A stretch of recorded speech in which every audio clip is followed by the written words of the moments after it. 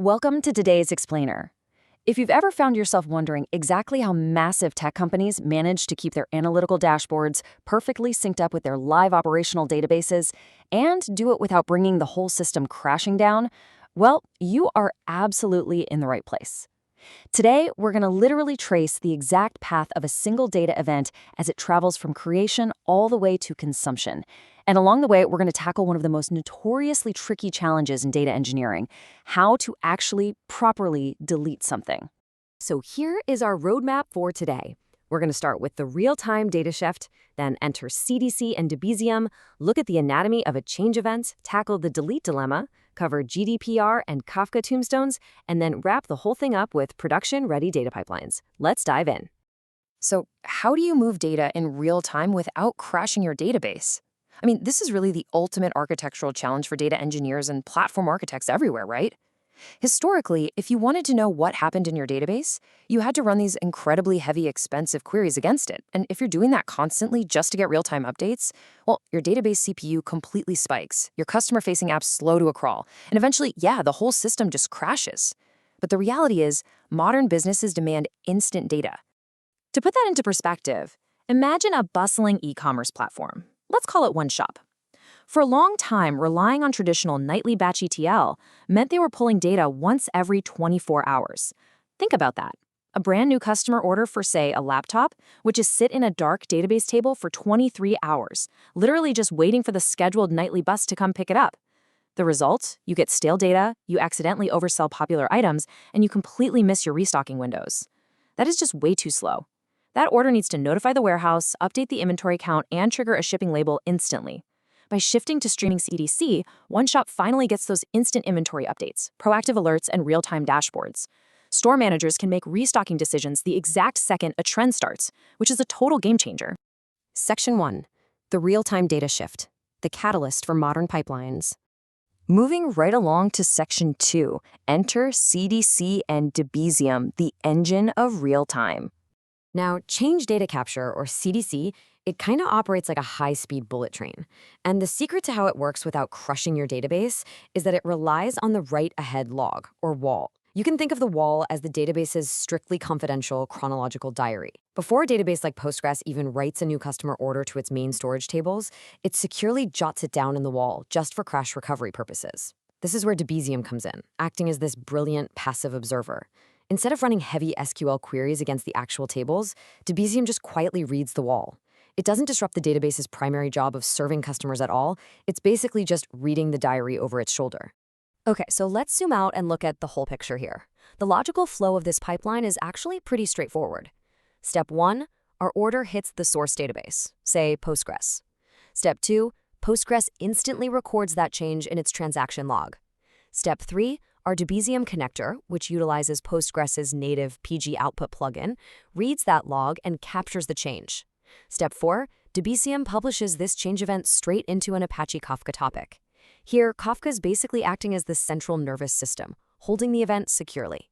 And finally, Step 5, absolutely any downstream consumer, whether that's a live dashboard, an AI pricing engine, or a data warehouse like Snowflake, can subscribe to Kafka and consume that event instantly. Section 3, Anatomy of a Change Event, the transformation. Right, so we know the route. Now let's actually pop the hood and look at the cargo being transported. To process this cargo effectively, we use a single message transform, or SMT.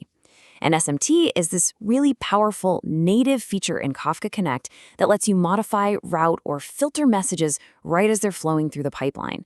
It is absolutely the essential tool we use to kind of trim the fat off our data payload before it ever reaches those downstream systems.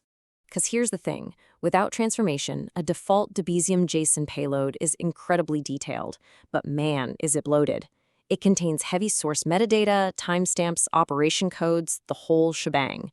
It's super thorough, for sure, but most downstream systems, they honestly do not care about all that metadata, they just want the new data. So by applying a specific SMT called extract new record state, we can transform that heavily bloated payload into a nice, clean, flattened JSON. It strips away all that complex envelope stuff and delivers only the essential new state of our data event. It's clean, it's efficient, and it's instantly ready for action.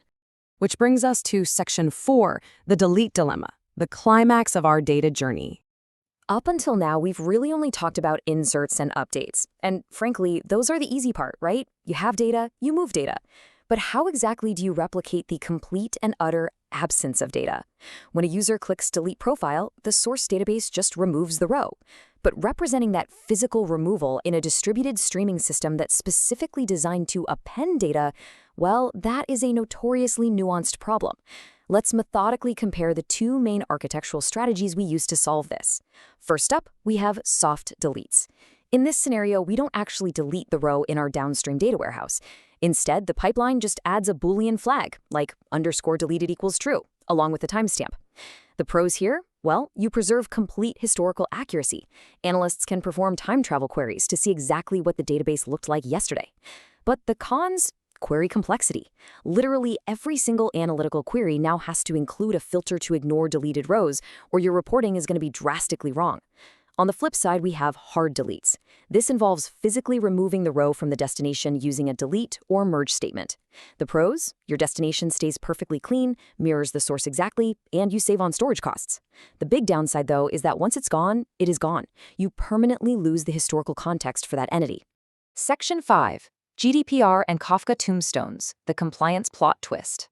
Just when you think you've got it all figured out and you can just rely on soft deletes, legal reality introduces a massive plot twist. Under the EU's GDPR, specifically Article 17, the right to erasure, if a user, let's call her Jane Doe, requests that her account be deleted, you absolutely cannot just flip a deleted flag to true if her email and name are still sitting in your data warehouse. Soft deletes are amazing for data analytics, no doubt about it, but they are strictly illegal if they contain personally identifiable information that was requested for erasure. You must permanently erase or irreversibly anonymize that data. Because of this, modern pipelines very often need a dual strategy: soft deletes for analytics and hard deletes for those compliance-sensitive operational stores. So, how do we actually handle this in our Kafka streams? Well, we use something called a tombstone record. A tombstone is exactly what it sounds like. It's a marker that something has passed away. In Kafka, it's a message that has a valid key, like Jane Doe's user ID, but the value itself is completely null. When Kafka's internal log compaction process eventually runs, it's constantly looking for these null values. When it finds that tombstone for Jane Doe, Kafka permanently erases all previous messages associated with her key, and then eventually it deletes the tombstone itself.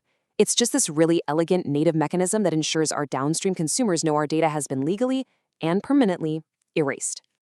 Finally, Section 6, Production-Ready Data Pipelines, Final Bosses and Best Practices. Okay, so we've got the architecture down, we understand the payloads, and we know the legal constraints. But how do we take all this out of a theoretical whiteboard session and actually deploy it securely into production? Let's rapid fire through some absolutely essential best practices. First off, embrace Kafka's KRFT mode. By totally eliminating that old zookeeper dependency, your cluster gets way better scalability, and metadata recovery drops from like 50 milliseconds down to a blazing 5 milliseconds. Second, you really want to deploy using Kubernetes and Strimzi. Strimzi is awesome because it allows you to manage your Kafka connectors declaratively as code, which gives you automatic scaling and super robust GitOps workflows. And third, please never forget your heartbeat configurations. During those quiet periods at night when there are very few database changes, heartbeats make sure your connector keeps checking in. This prevents dangerous consumer lag and ensures Debezium never loses its exact place in the transaction log. Put all these tools together, and you've built yourself a bulletproof CDC pipeline. As we wrap up this explainer, I want to leave you with a bit of a provocative question to chew on. Are you leaving your delete handling to chance, or are you intentionally architecting pipelines that perfectly balance real-time analytics with strict GDPR compliance? Moving data in real time, that's no longer just some technical luxury. It is a core business requirement today. But as we've explored, it's all in the nuances. Handling tombstones, managing transformations, respecting complex erasure laws, these are the things that separate the truly robust platforms from the fragile ones. So, take a hard look at your own architecture today. Do you know exactly what happens to your data when someone hits delete? Thanks so much for joining me on this explainer, and keep building better data pipelines.